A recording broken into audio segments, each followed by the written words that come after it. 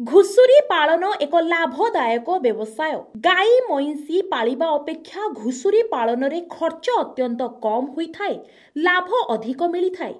आसंतु जानिबा घुसुरी पालन पई बासगृह ठीक स्थान निरूपण करिबा, वैज्ञानिक पद्धति रे बासगृहर रूपरेख खसड़ा प्रस्तुत करिबा, जल निर्गम और निष्कासनर सुव्यवस्था, मल और मूत्रादि वर्ज्य वस्तुर निष्कासन व्यवस्था, चट्टाणर क्षेत्रफल अनुसार घुसुरी संख्या निर्धारण करिबा, विभिन्न वर्गर घुसुरींक पई यथा अंडीरा प्रजननक्षम माई गृह, बड़ बिक्री योग्य गृह, गर्भवती प्रसाव गृह निर्माणर आवश्यकता, आंचलिक परिस्थिति रे सहज उपलब्ध पदार्थर विनियोग करी गृह निर्माण करिबा, प्राथमिक स्तर रे मूलधनर आवश्यकता अनुसार बासगृहर परिकल्पना करिबा।